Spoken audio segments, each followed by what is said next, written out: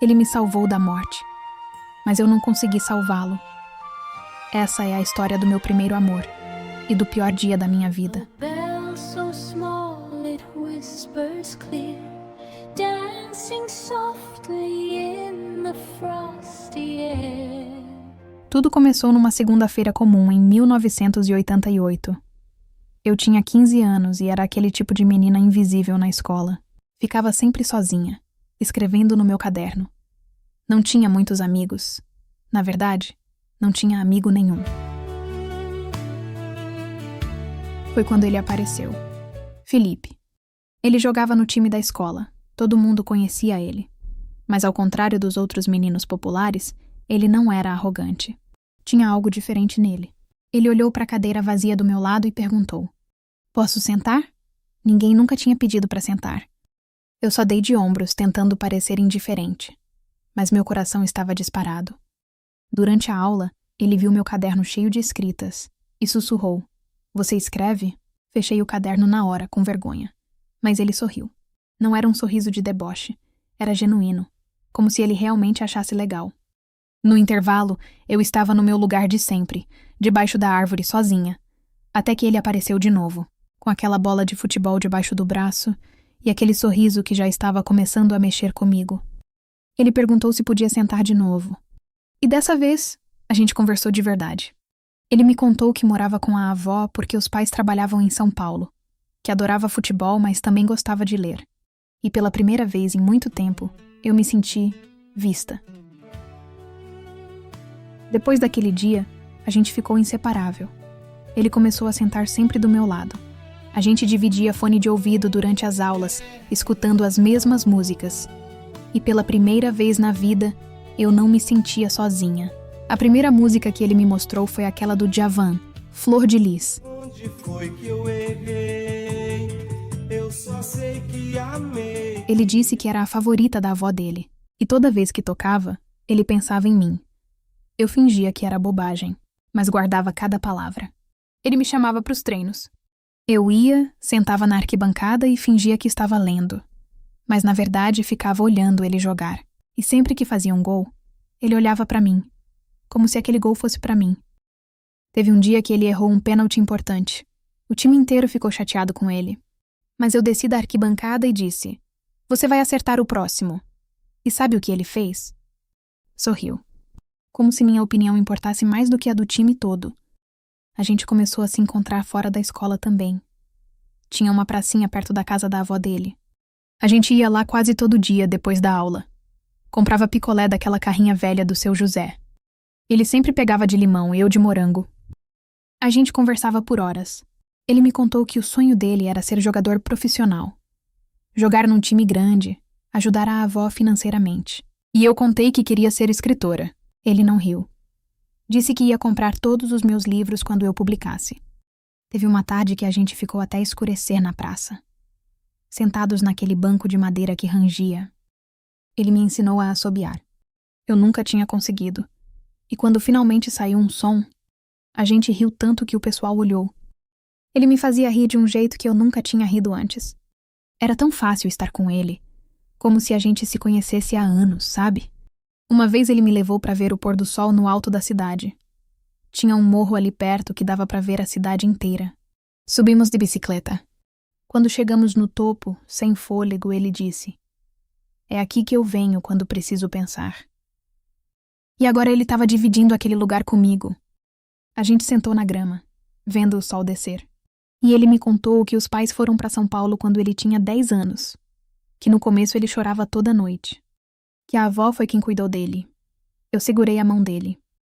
E a gente ficou ali, em silêncio. Às vezes o silêncio com a pessoa certa diz mais do que 1000 palavras. 2 meses depois, ele me levou para conhecer a avó dele. Eu estava nervosa. Mas Dona Maria era uma senhora doce. Ela fez bolo de cenoura e ficou mostrando fotos do Felipe pequeno. Ele morria de vergonha, mas eu adorava ver.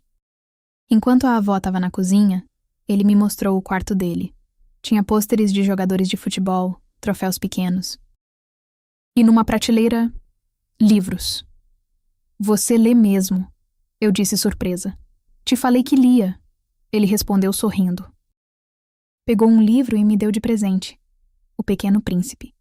Meu favorito, ele disse. O jeito que ele olhava para mim naquele dia, eu sabia que aquilo era mais do que amizade. A gente começou a passar os fins de semana juntos. Ele me levava em lugares que só ele conhecia. A padaria velha que fazia o melhor pão de queijo da cidade. A biblioteca municipal onde quase nunca tinha ninguém. A ponte velha onde a galera ia grafitar. Teve um sábado que ele apareceu na minha casa com a bicicleta. Vem, quero te mostrar uma coisa. A gente pedalou até o rio. Esse mesmo rio onde estou agora. Mas naquele dia, estava lindo. Sol brilhando na água, pássaros cantando. A gente sentou numas pedras grandes na margem. Tirou os tênis, colocou os pés na água. Ela estava gelada, mas refrescante. Ele pegou minha mão pela primeira vez. Nossos dedos se entrelaçaram. E meu coração quase saiu pela boca. Bia, ele disse, você é especial. Você sabe disso, né? Ninguém nunca tinha me chamado de especial. Ninguém nunca tinha me visto. Você também, eu consegui dizer. Minha voz tremeu. Ele chegou mais perto. Posso te beijar? Eu só balancei a cabeça. E a gente se beijou. Ali, naquelas pedras. Com o som da água ao fundo. Com o sol quente na nossa pele. Foi meu primeiro beijo. E foi perfeito. Eu lembro de pensar. Eu quero que esse momento dure para sempre. Depois daquele dia, a gente se considerava um casal. A escola inteira sabia. E pela primeira vez, eu não me importava com o que as pessoas pensavam. Eu tinha ele. E ele tinha eu. A gente continuou se encontrando no Rio todo fim de semana. Virou nosso lugar. Levava lanche e ficava conversando. Planejava o futuro. Ele dizia que quando fosse jogador profissional, ia me levar para conhecer o mundo inteiro. Paris, Nova York, Tóquio. E eu ria, dizendo que só queria um lugar com uma boa biblioteca. Então a gente vai morar numa biblioteca em Paris, ele disse. E a gente sonhava acordado. Teve um dia que ele levou o violão da avó pro Rio. Tentou tocar pra mim. Desafinou horrores. Mas foi o som mais bonito que eu já ouvi. Eram os pequenos momentos, sabe? O jeito que ele guardava o último pedaço do lanche pra mim. Como ele sabia quando eu tava triste só de olhar. As mensagens que deixava no meu caderno durante a aula. Você é incrível. Com um desenho bobo de coração. Eu nunca tinha sido tão feliz na minha vida. Pela primeira vez, eu tinha certeza de uma coisa. Eu era amada. E eu amava. Se eu soubesse que tudo isso ia durar só 3 meses, se eu soubesse que nosso lugar favorito ia se tornar meu pior pesadelo, será que eu teria vivido cada segundo de forma diferente? Acho que não. Porque cada segundo com ele valeu a pena. Mesmo sabendo o que viria depois. Era dezembro de 1988, fim de ano. A galera da escola organizou uma festa. Na beira do rio para comemorar as férias. Felipe me chamou. E eu fui sem pensar 2 vezes. Quando a gente chegou, todo mundo estava lá. Música alta, risadas, aquele clima de liberdade. Com ele do meu lado, eu me sentia completa. Estava muito quente. A galera começou a entrar no rio para se refrescar. A água parecia calma ali perto. Felipe disse que era só ficar na parte rasa. A gente entrou. Ficamos ali, conversando baixinho, um pouco afastados do grupo. Ele me disse que aqueles meses tinham sido os melhores da vida dele. Eu disse a mesma coisa. E foi aí que tudo mudou. Num segundo, eu dei um passo para trás sem perceber. E perdi o equilíbrio. A correnteza me pegou. Parecia calma, mas era traiçoeira. Eu gritei o nome dele. E ele não pensou nem um segundo. Foi atrás de mim imediatamente. Ele me alcançou, me segurou. E com toda a força que tinha, me empurrou em direção às pedras. Eu consegui agarrar. Os amigos me puxaram para fora. Eu estava salva, mas quando olhei para trás, ele estava sendo levado pela correnteza. Ele tinha usado toda a energia dele. E agora não tinha mais forças. A correnteza levou ele. Outros tentaram alcançar, mas era tarde demais. Eu gritei até minha voz sumir. A última coisa que vi foi ele sumindo. E naquele momento, minha vida parou. Passamos a tarde toda ali. Equipes de resgate procurando. Eu sentada numa pedra, enrolada numa manta térmica, em choque total. Não conseguia processar o que tinha acontecido. Quando começou a escurecer, eles ainda não tinham encontrado. E quando finalmente encontraram, horas depois, era tarde demais. Meu Felipe tinha se afogado salvando minha vida.